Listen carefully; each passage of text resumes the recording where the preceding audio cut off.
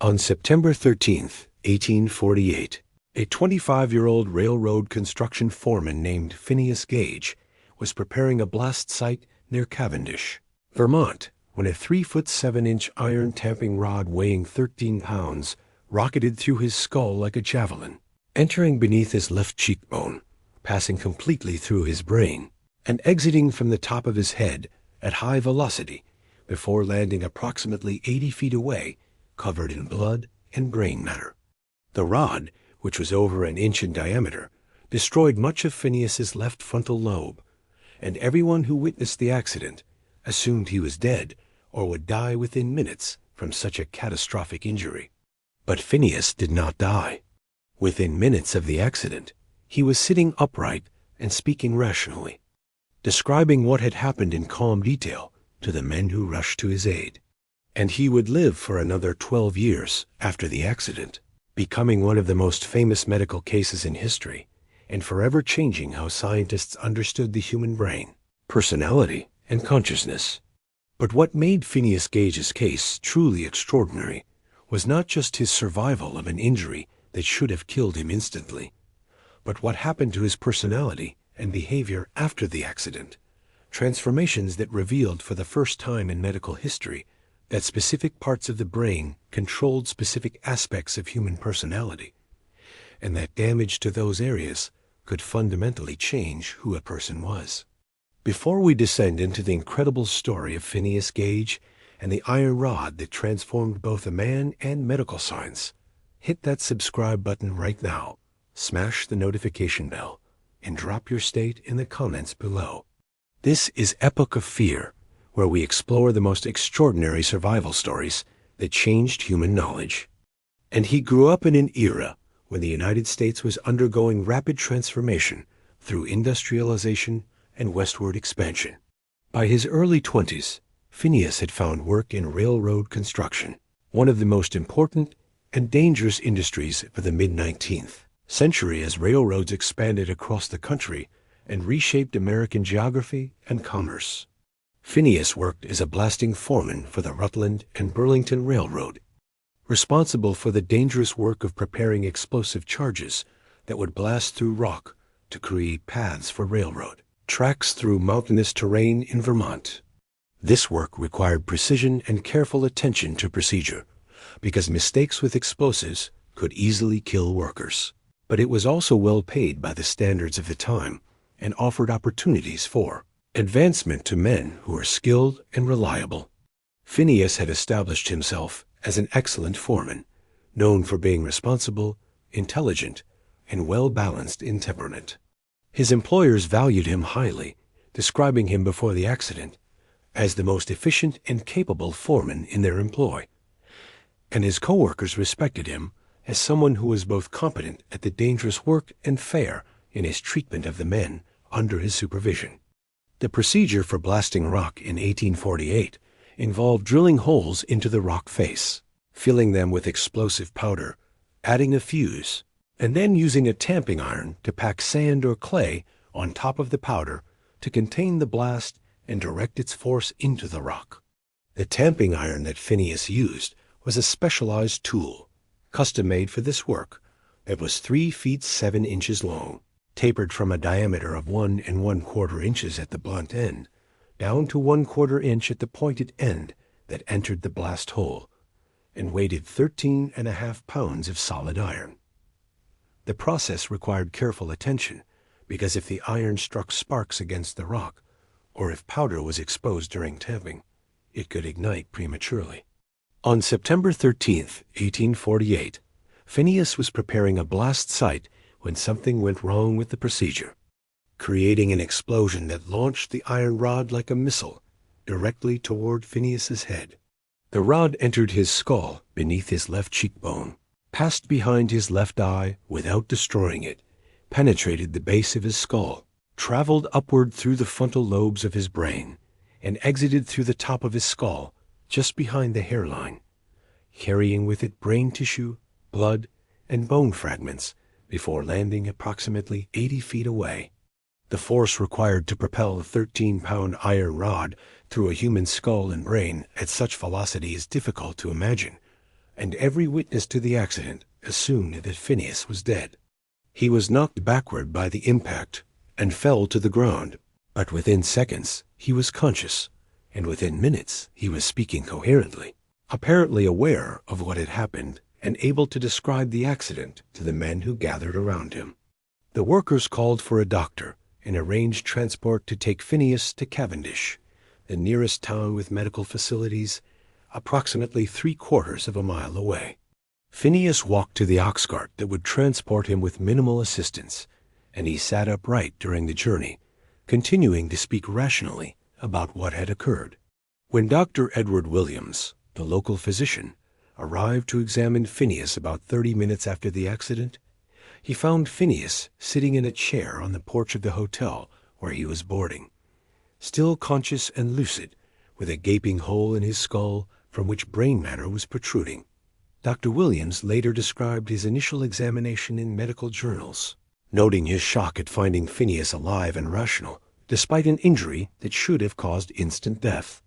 The doctor cleaned the wound as best he could with the medical knowledge available in 1848, which did not include germ theory or modern antiseptic practices, and he expected Phineas to die from the injury itself or from infection within days. But Phineas surprised everyone by surviving. Fever and periods of delirium, complications that lasted for several weeks and that nearly killed him on multiple occasions.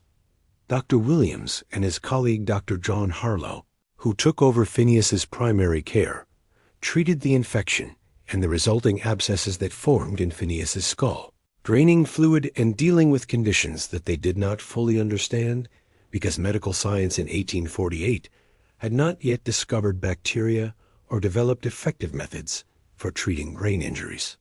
That Phineas survived these complications was extraordinary and suggested that his physical constitution was remarkably strong. By late October 1848, about 6 weeks after the accident, Phineas had recovered sufficiently that Dr. Harlow reported him as physically able to move around and conduct normal activities. The hole in his skull gradually closed over through natural healing, though Phineas was left with significant scarring on his face and head and with blindness in his left eye, which had been damaged though not destroyed by the rod's passage. By January 1849, less than 4 months after an injury that should have killed him, Phineas was walking around Cavendish and interacting with people, a living miracle that attracted attention from doctors and from curious citizens who came to see the man who had survived having an iron rod shot through his brain. But while Phineas's physical recovery was remarkable, those who knew him before the accident began noticing disturbing changes in his personality and behavior that became increasingly apparent during the winter of 1848 to 1849. The efficient, reliable, balanced foreman who had been valued by his employers and respected by his workers was gone, replaced by someone who was erratic, profane, inconsiderate, and unable to follow through on plans or commitments. Dr. Harlow documented these changes in notes that would eventually be published in medical journals, describing how Phineas had become fitful, irreverent, indulging at times in the grossest profanity which was not previously his custom, manifesting but little deference for his fellows, impatient of restraint or advice when it conflicts with his desires.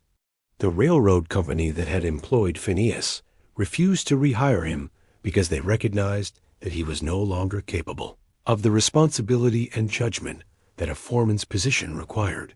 His friends and family reported that he was no longer Gage, that the injury had fundamentally changed who he was in ways that went beyond physical damage to affect his personality, his judgment, and his social behavior. These observations would become medically significant because they provided some of the first clear evidence that personality and social behavior were controlled by specific areas of the brain rather than being products of an immaterial soul, and that damage to those areas could change a person's essential character. The question of exactly what changed in Phineas's personality and how those changes related to the specific brain damage he suffered has been debated by neurologists and psychologists for over 170 years. The tamping iron had destroyed much of Phineas's left frontal lobe, an area of the brain that modern neuroscience understands as being critical for executive functions, including planning, decision-making, impulse control, and social behavior. Before Phineas's case, most medical understanding of the brain was based on either philosophical speculation about the soul and consciousness, or on observations of patients with brain damage who died or who suffered such severe impairment that they could not function at all. Phineas was unusual because he had survived a very specific brain injury that damaged certain areas while leaving others intact, allowing doctors to observe what functions were lost and what functions remained. What they observed was that Phineas retained his intelligence, his memory, his language abilities, and his physical capabilities, but he had lost abilities related to planning, to following social norms, to controlling impulses, and to considering consequences of his actions. This selective impairment suggested that these different functions were controlled by different parts of the brain, a revolutionary idea at a time when many scientists believed the brain worked as an undifferentiated whole. The reconstruction of Phineas's life after he left Cavendish in 1849 required historians to piece together fragmentary evidence from various sources, because he spent the rest of his life moving frequently and working various jobs rather than settling in one place or establishing the kind of stable career he had been building before the accident. In 1849 to 1850, Phineas briefly exhibited himself at circuses and museums, including P.T. Barnum's Museum in New York City, appearing with the iron rod that had injured him and telling his story to paying audiences. This work reflected both the public's fascination with his case and the limited employment options available to someone whose personality changes made him unsuitable for the responsible work he had done before. Around 1851 to 1852, Phineas traveled to Chile, where he worked as a stagecoach driver on difficult mountain routes, work that required significant skill and concentration, but that did not require the social judgment and planning abilities that he had lost. He apparently performed this work successfully for several years, suggesting that his impairments, while severe in certain areas, did not prevent him from learning complex physical tasks or from functioning in environments that matched his changed capabilities. By 1859, Phineas had returned to the United States and was living with his mother and sister in San Francisco, and his health was beginning to decline as he suffered from seizures that were probably related to the scarring in his brain from the original injury. Phineas died on May 21, 1860, at age 36, after suffering a series of increasingly severe seizures over the previous months. The immediate cause of death was recorded as epilepsy, which was the standard diagnosis for seizure disorders in the 19th century, though modern medical understanding would recognize that the seizures were almost certainly the result of the brain damage he had sustained in 1848. His death came only 12 years after the accident, and while this may seem like a short time, the fact that he survived for 12 years with such massive brain damage was itself extraordinary by the medical standards of any era. Phineas was buried in San Francisco, and his grave was forgotten for several years until Dr. Harlow, who had continued to follow Phineas's case from a distance and who recognized its medical importance, arranged in 1867 to have the body exhumed and the skull removed for medical study. The skull and the iron rod that had injured Phineas were reunited and were eventually deposited at Harvard Medical School's Warren Anatomical Museum, where they remain today among the most famous medical specimens in the world, and still used in research and teaching about brain injury and personality.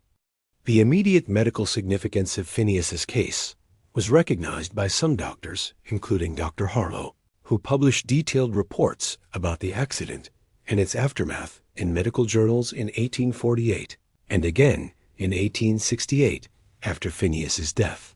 But the broader implications of what Phineas's case revealed about brain function and personality were not fully appreciated until decades later, as neuroscience developed more sophisticated understanding of how the brain worked.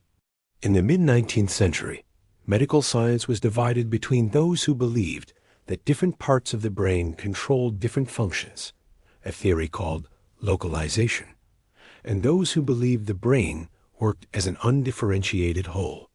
Phineas's case provided strong evidence for localization because his injury had damaged specific areas while leaving others intact, and the resulting selective impairments in personality and executive function while other abilities remained. Normal suggested that the damaged areas must have controlled those specific functions.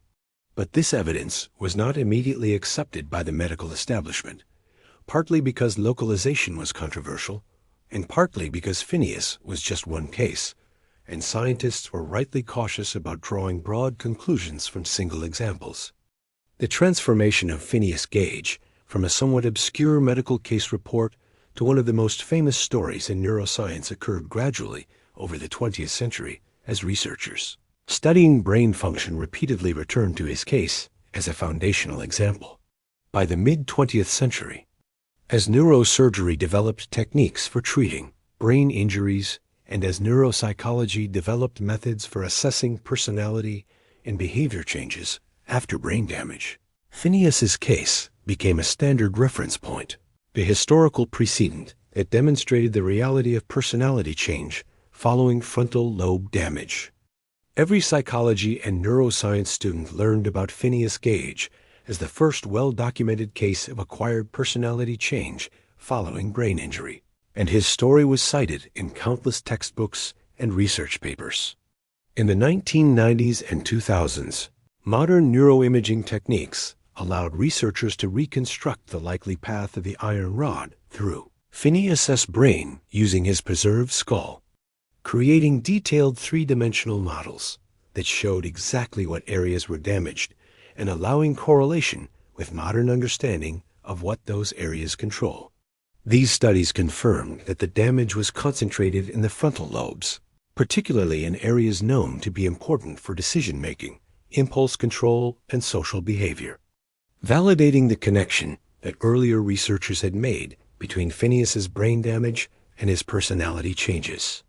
But the popularization of Phineas Gage's story also created problems, because as the case was retold and simplified for popular audiences and for teaching purposes, certain details were exaggerated or distorted in ways that created misconceptions about what actually happened to Phineas and what his case really demonstrated.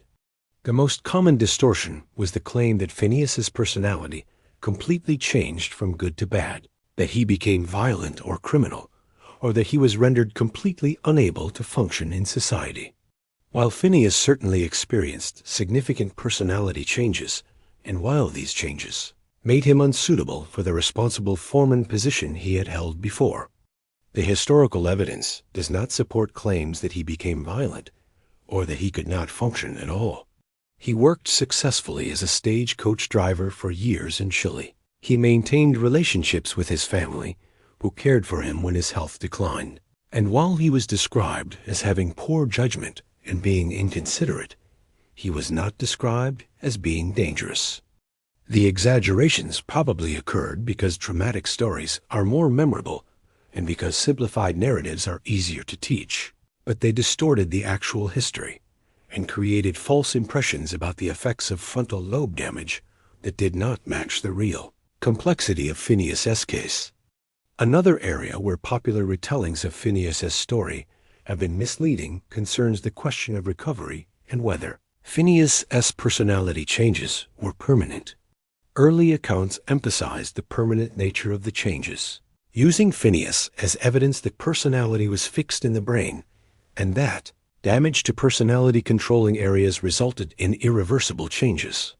But more recent historical research, examining the full arc of Phineas's life, has suggested that he may have experienced some recovery of function over the years following the accident, that his ability to work successfully as a stagecoach driver suggested he had regained some capacity for planning and for controlling behavior, and that the story of no recovery was oversimplified.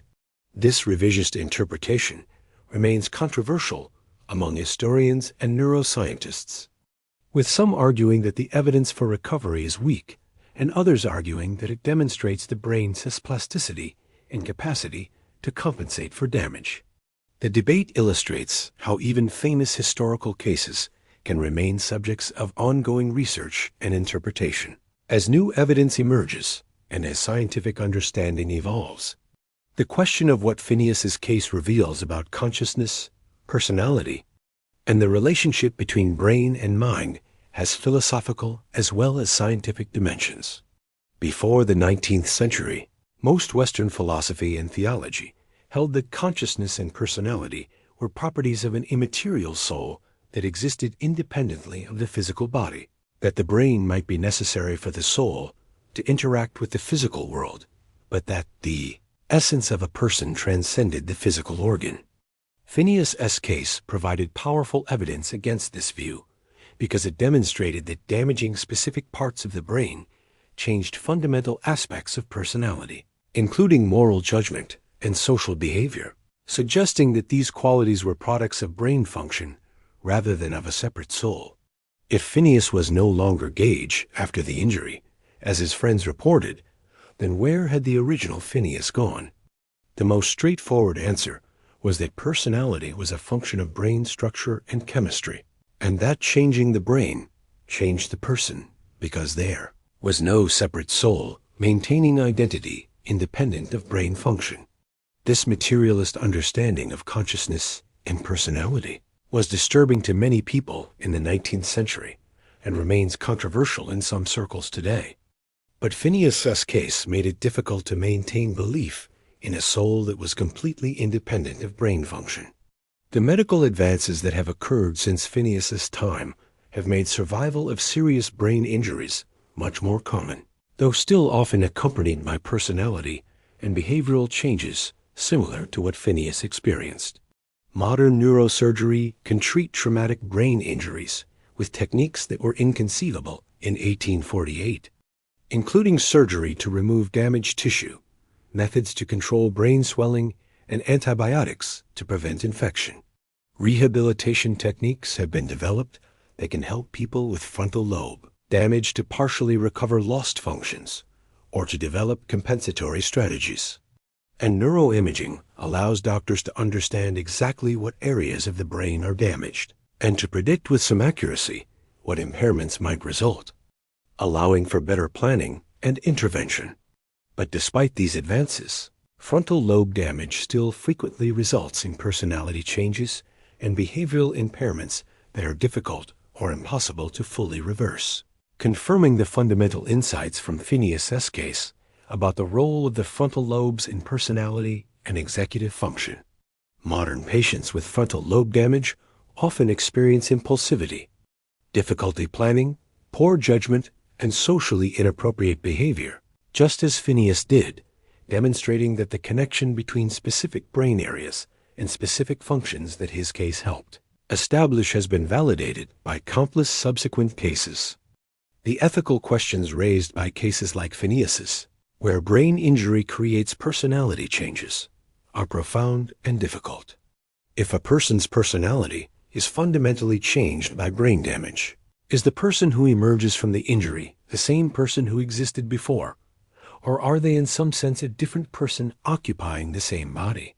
This question matters for practical purposes, including how we think about identity, legal responsibility, and relationships.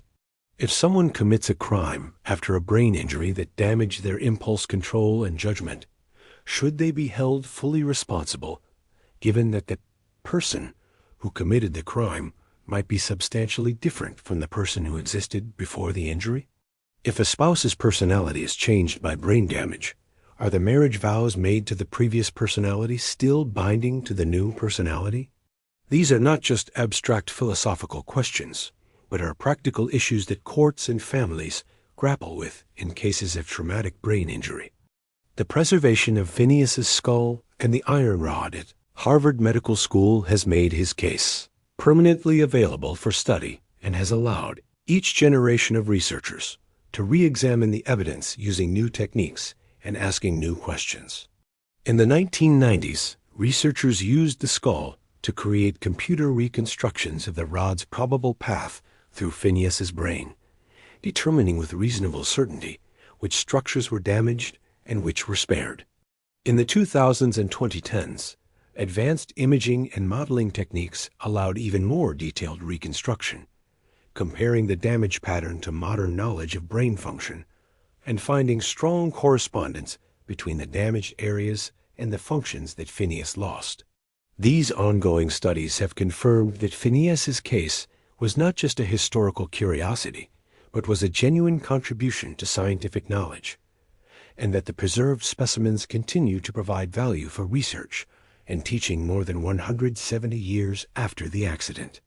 The skull and rod have become iconic objects in the history of neuroscience, symbols of both the fragility and the resilience of the human brain, and of how individual cases can change scientific understanding. What should we remember about Phineas Gage and his extraordinary survival?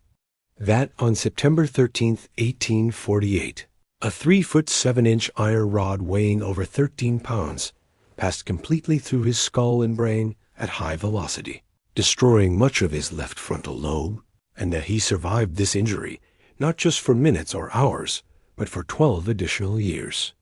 That his physical recovery was remarkable enough, but that the changes to his personality and behavior following the injury were even more significant because they provided the first clear evidence that personality was controlled by specific brain areas and that damage to those areas could fundamentally change who a person was.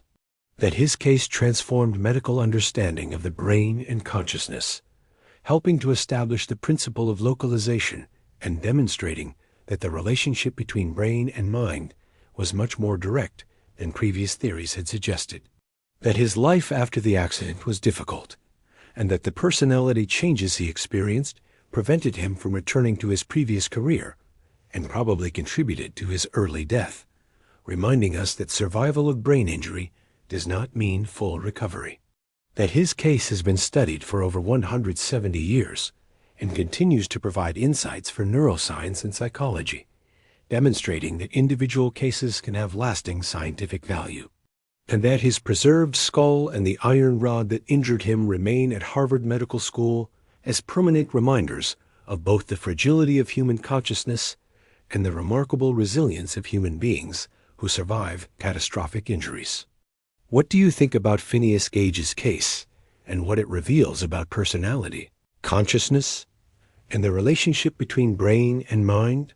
How should we think about personal identity when brain damage creates fundamental personality changes? What ethical responsibilities do we have toward people whose personalities are changed by brain injuries that are beyond their control? And how has modern neuroscience's validation of the insights from Phineas's case changed how we understand ourselves as beings whose consciousness and personality are products of physical brain function rather than of immaterial souls? Leave your thoughts in the comments below. If Phineas Gage's incredible survival story and its implications for understanding human consciousness challenged how you think about personality and brain function, hit that subscribe button for Epoch of Fear and smash the notification bell. We explore extraordinary cases that changed scientific knowledge and that force us to confront fundamental questions about human nature and existence. Share this video with someone who needs to understand that personality is not just an immaterial soul, but is produced by physical brain structures that can be damaged and changed, and that one man's survival of a catastrophic injury over 170 years ago continues to teach us about who we are and what makes us human. Phineas Gage survived having an iron rod shot through his brain, lived for 12 more years, and changed medical science forever. Remember him. Remember what his case taught us. And remember that every time we learn about brain function and consciousness, we are building on the foundation that cases like Phineas has established. Hit that subscribe button, and I will see you in the next investigation. Because at Epoch of Fear, we believe that extraordinary cases deserve to be remembered, that individual stories can change human knowledge, and that understanding our own consciousness requires learning from people like Phineas Gage, whose suffering and survival revealed truths about what it means to be human. Remember Phineas Gage. Remember the iron rod. Remember the man who survived.